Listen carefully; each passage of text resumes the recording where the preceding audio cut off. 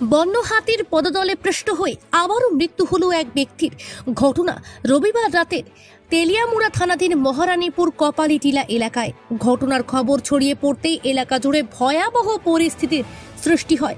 এলাকাবাসীরাও চড়াও হয় টিএসআর বাহিনী এবং বন দপ্তরের কর্মীদের ওপর।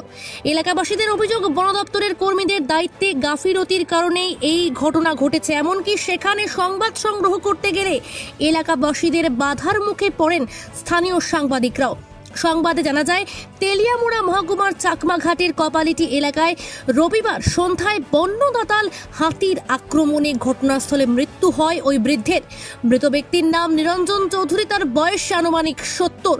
ঘটনার খবর পেয়ে বনকর্মীরা ঘটনাস্থলে গেলে এলাকাবাসীরা তাদের ওপর চড়াও হয়।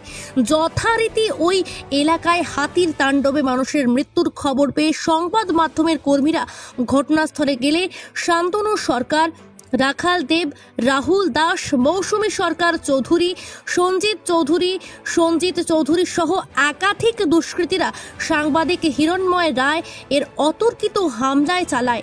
ওনার ভিডিও রেকর্ডিং এর লাইট ছিনতাই করে নিয়ে যায়। এতে সাংবাদিক হিরণময় রায় আহত হয়। হাসপাতালে চিকিৎসার পর থানার দ্বারস্থ হয়। ঘটনার খবর পেয়ে সমস্ত সাংবাদিকরা ছুটে আসে। এই বিষয়ে নামধাম জানিয়ে থানায় অভিযোগ দায়ের করা হয়েছে। তেলিয়ামুড়া প্রতিনিধির রিপোর্ট, নিউজ অবিকল। চৌধুরী বয়স 85। এটা মহারানীপুর কপালিটিলা। কোন সময় ঘটনাটা এবং কোন হয়েছে? অক্ষম থেকে মিনিমাম 6:30 টাইম, 6:30 সময় মন্দির থেকে আমার বাড়িতে গেছে। আমার বাড়ি থেকে ভাত খাইয়া মন্দির আইসে, মন্দির থেকে বাড়ি কোরআন বাইতে আওয়ানোর সময় এই ঘটনা। এলাকাটার নাম কি? এটা মহারানীপুর, লক্ষ্মীপুর গ্রাম পঞ্চায়েত, মহারানীপুর কপালিটিলা, 5 নম্বর ওয়ার্ড।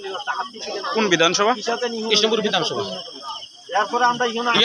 মন্ত্রী সে বিকাশ দেবন মা বিধানসভার আগে কয়ে গেছে, আমি যদি এনে বাস করি আমি আতি সমস্যার সমাধান করুম, আমি কোনো কিছু রাখতাম না।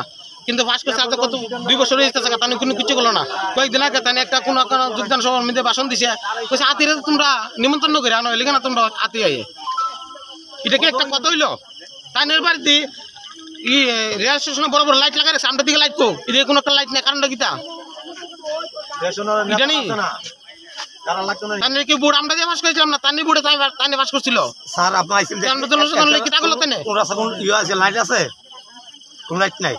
এটা কোনো কিছু ইয়ে নাই। আতি এলে আতি যে হেরা গেছে, মারা গেছে। আমার বাবার ঘর কয়েকদিন আগে ভেঙে গেল, তাই নিজে গেছে, দেখে গেছে, কোনো কিছু ইয়ে নাই।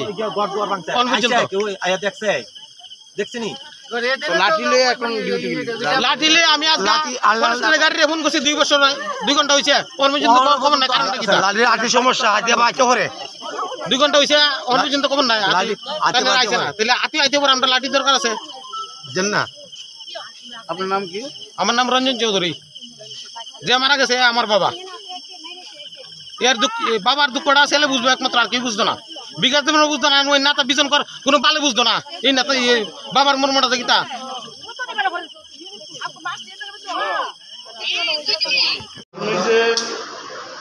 আমাদের একটু খবর ছিল যে আজকে সন্ধ্যার দিকে মহারানীপুর কপালিটিলা এলাকার মধ্যে হাতি আক্রমণ করে একজন ক্ষুদ্র মারা হয়েছিল। তো যতদিন আমরা নিউজ করতে গেছি এনে, তো প্রথম দিয়া তো সব কিছু ঠিক আছিল। এখানে মধ্যে যার সে মিলে মারা গেছে, তাই স্বাভাবিকভাবে উত্তেজিত ছিল। যখন বন দপ্তরের কর্মীরা গেছে, তার উপরে অ্যাটাক করছে। তো সেই অ্যাটাকের সময় আমরা ভিডিও করতে গেছিলাম, তখন নিরঞ্জন সরকার ওনারই পরিবারের লোকজন, মানে ছেলে এবং যে ছেলের বউ বা নাতি একজন আছে, যতটুকু খবর পাইছি, অ্যাটাক কারণ করছে। আমার মোবাইল নিতে ছিনে নিতে আসলো। পাশাপাশি আমরা যে লাইটটা ইউজ করি, এই লাইটটা আমার হাত থেকে লেগে গেছে এবং লাঠি দেওয়া বাড়ি মারছে, মাথায় বাড়ি মারছে, হাতে দিয়ে বাড়ি মারছে। যে আমরা কেউ সরিয়ে দিতাম না, নিউজ করানো লাগতো না। রাত্রে 12টার সময় আমরা কি করে যে সময় হাতে আই, তখন তারপরে বললাম আমরা যে সময় হাতে নিউজে খবর পাই, আমরা কিন্তু যথারীতি আই। এই কয়েকজন মিললে ইয়ে করছে, উত্তেজনা পরিবেশ। তো পুলিশের সিআরপি যদিও আছে, ফরেস্টের উপরেও হামলা করছে, ফরেস্টের কিছু লোক মারপিট করছে তারা। এই এনিমিদের এই ঘটনা। তোমার তরফ থেকে কোনো কেস করবা? হ্যাঁ, এই বিষয়ে তো আমি তো অবশ্যই আমার থানা নিজামী থানার আইনের দ্বারস্থ হব এবং নাম দিয়ে দ্বারস্থ হব। কয়েকজনের নাম পাইছি আমি, তো তার নাম দিয়ে আমি থানার কেস দিব।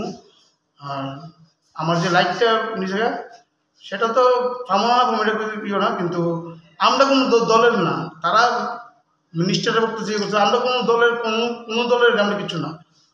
আমরা সিপিএমেরও আমরা না, কংগ্রেসও আমরা না, বিজেপি আমরা না, আমরাও ফেকে লিখা আমরা জনসাধারণ যাই, তারা করে আমরা তুললে আনি, যখন তুললে আনি তখন মন্ত্রী মিনিস্টাররা তারা দেখে, আমরাও ফেরবো না। এটা তো মানুষ জানা না।